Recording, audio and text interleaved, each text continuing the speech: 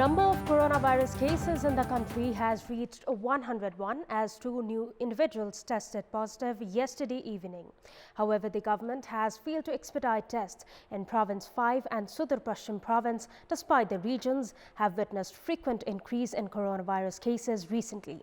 Meanwhile, the global coronavirus death toll has exceeded 270,700 with more than 3.9 million people infected. More than 1.34 million people have recovered from the disease so far. Good morning, I am Bipashna Tamang and these are the headlines of the hour. 2 more cases for coronavirus reported, taking the total tally in the country to 101. Government fails to expand test parameters in Sudar Pashchim Province and Province 5, the hotbeds for coronavirus. The intra-party conflict within the ruling Nepal Communist Party reignites. Prime Minister KP Sharma Oli says it is unnecessary to attend the party's standing committee meeting. The decline in remittance and the recession seen in the tourism sector makes foreign currency management a big challenge. And US Department of Justice prepares to drop the criminal charges against former National Security Advisor Michael Flynn.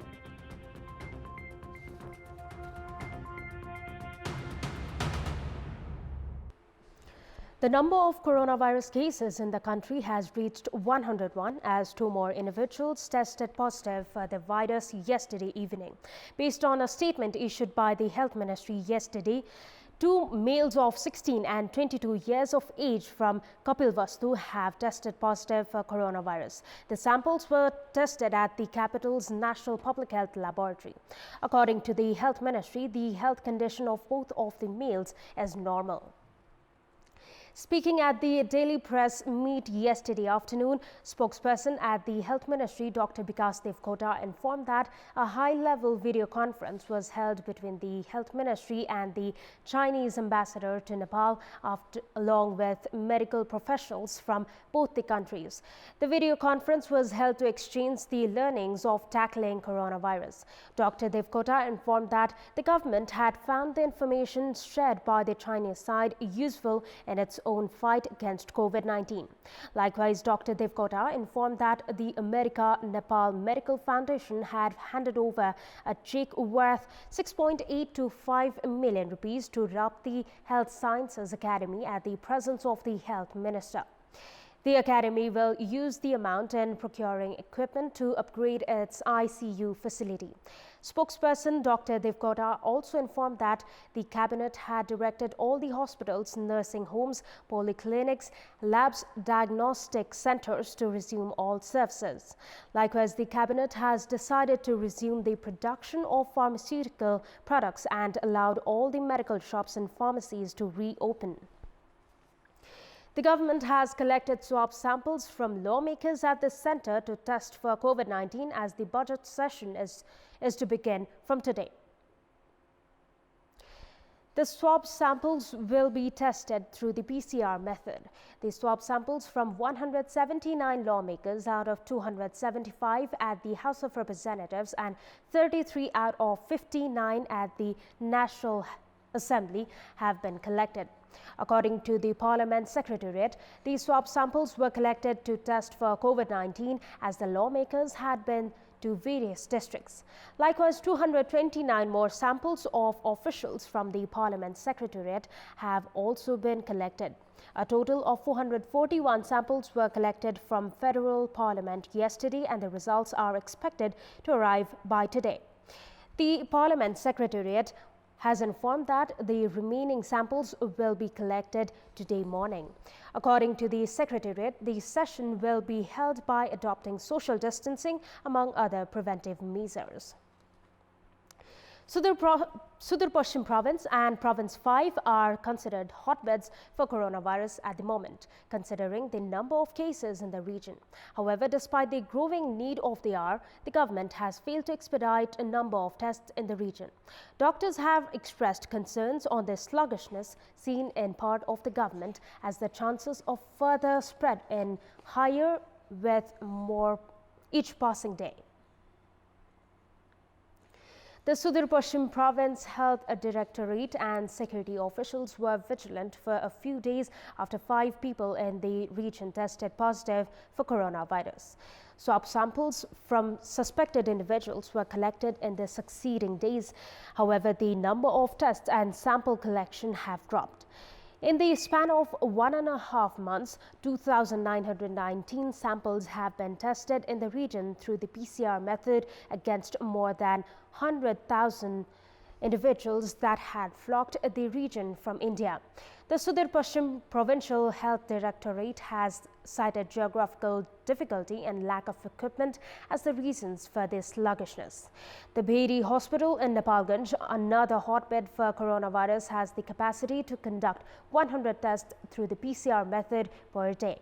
However, the number of tests carried out per day has been limited to less than 50. There is also a need to test each individual in Johlan Purwa, Iklauni Bazar, Full Tekra and Birendra Chowk in Nepalganj. However, due to the lack of human resources, sample collection has been limited. Only 432 samples have been tested through the PCR method in Bhedi Hospital. Meanwhile, in Rupandehi, 640 samples had been tested through the PCR method. However, due to the lack of testing kits, swab samples are being sent to the capital for coronavirus tests. A 19-year-old youth from Koti Mai had tested positive for coronavirus. However, the local government has yet to collect samples from potential individuals by carrying out contact tracing. The Sudur Pashchim Province and Province 5 are at higher risk as they are connected to India. However, the sluggishness seen in testing suspected individuals has raised the chances of an outbreak in the country. There is a call for the government to expand the parameters of testing at the earliest. The intra-party conflict within the ruling Nepal Communist Party that seemed to have settled after the party's secretariat meeting last Saturday has reignited. Sources said Prime Minister KP Sharma Oli walked out of the meeting held on 6th of May, citing the meeting's agenda was against him. Premier Oli, who has expressed reservations against the series of meetings held by the disgruntled factions, has said he deems it unnecessary to attend the party's standing committee meeting. Meanwhile, the opposing inter-party factions have been piling pressure on the party leadership to hold the standing committee meeting and have maintained that the Prime Minister should abide by the one person, one position ideology. We have a report.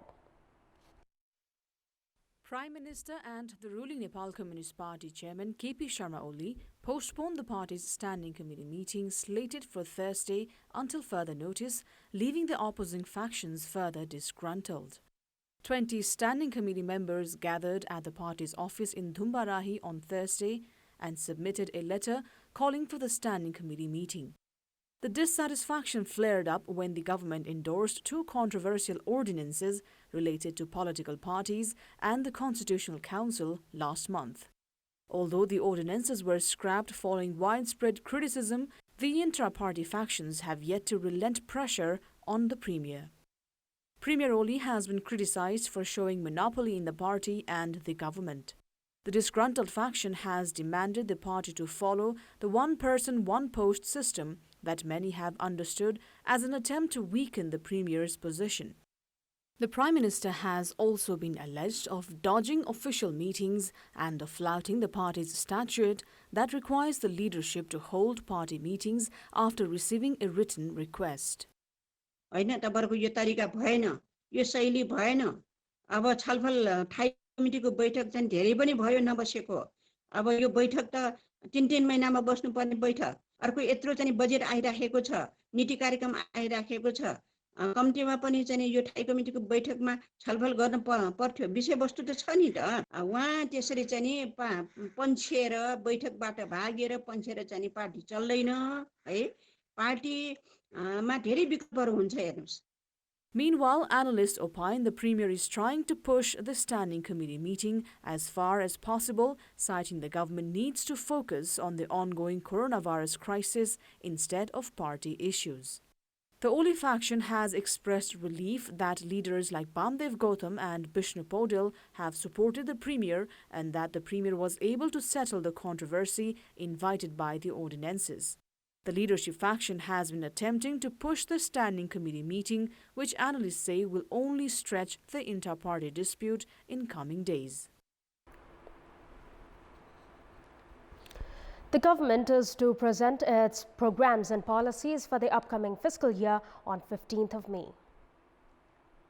According to Assistant Spokesperson at the Parliament Secretariat, Dashrath Thamala, the dates were confirmed after the Parliament received a letter from the government. Based on the Constitution of Nepal, the President presents the government's policies and programs at a joint session of the upper and lower houses. Prior to the announcement, the Parliament Secretariat will hold discussions on the government's priorities for the upcoming fiscal year on 10th of May. The government had presented its programs and policies for the ongoing fiscal year on 2nd of May last year. Welcome back. Although the nation has enough foreign currency to sustain imports for the next 8 months, the country's foreign currency reserve is likely to be hit hard due to the coronavirus pandemic. The foreign currency reserve is likely to experience pressure due to the decline in remittance sent by Nepalese migrant workers, the recession seen in the tourism sector, and the situation not being conducive to bring in foreign investment into the country. Foreign currency is required for importing petroleum products, transport vehicles, agricultural produce, agricultural machineries, clothes, among other items. The country has not faced any problem of foreign currency recently, as imports have been reduced substantially due to the lockdown imposed to contain COVID-19. According to Nepal Rashtra Bank, there was 1,136 billion rupees in the foreign currency reserve in mid-March, and there has been minimal change in the amount in mid-April. This shows that imports can be sustained for the next 8 months. As soon as the lockdown is lifted, there will be a huge surge in imports. However, the decline in bringing in foreign currency into the country will continue. The main source of bringing in foreign currency is remittance. However, the jobs of migrant workers have been gravely affected by the coronavirus pandemic. Likewise, it is still uncertain when the tourism sector will start generating foreign currency. Governor Mahaprasad Adhikari has already informed the parliamentary committee that foreign investment cannot be expected anytime soon, as the global economy has been badly hit by the coronavirus pandemic. There are no bases of increasing exports either, and it will be a big challenge to manage the foreign currency reserve. The pension reserve received by Nepalese who have retired from the army in India, the UK, Singapore, among other countries, is also a source of foreign currency. Foreign currency equivalent to 62 billion rupees through such pension entered the country in the last fiscal year. Likewise, 879 billion rupees worth of foreign currency entered the country through remittance in the last fiscal year. 97 billion through export, 75 billion through tourism, 81 billion as loan, and 13 billion as direct foreign investment. According to Nepal Rashtra Bank's preliminary estimates, there will be 20% decline in remittance in this fiscal year. In the last fiscal year, 1,418 billion rupees was spent in imports, of which 62% was sustained by remittance. At this time of coronavirus pandemic, when the country's efforts should have been united in the fight against the pandemic, the institution formed for disaster management has currently been sidelined. The government had formulated a law 2.5 years ago to manage all kinds of disasters and reduce risks of disasters in the country. The government established the National Disaster Risk Reduction and Management Authority according to the law. However, it has not been given an effective role to play at this time of national crisis. According to the law, in order to reduce risk and manage disaster, a council has been established established at the center, which is led by the Prime Minister, and coordination committees have been formed, which are led by the chief ministers in the provinces, chief district officers in the districts, and local heads at the local levels. The council at the center, led by the Prime Minister, has not done anything as of yet except holding a meeting. The National Disaster Risk Reduction and Management Authority, which should have been given the lead responsibility at the time of national crisis, has been limited to just collecting data. The law was formulated and the authority was established taking into consideration the huge damages caused by the April 2015 earthquake. The temporary government mechanisms lack responsibility. The scarcity of essential health materials needed for the test of COVID-19 is a result of the irresponsibility. Even developed countries have been finding it difficult to contain the spread of COVID-19. However, in Nepal, the state's limited resources and potential have been neglected, whereas responsible officials have been escaping from their responsibilities. Along with this, there has been grave negligence in the integrated operation of government mechanisms. Experts opine if this trend continues, the country will have to pay a big price. And time now for our segment Public Pulse, where you text us with your opinion.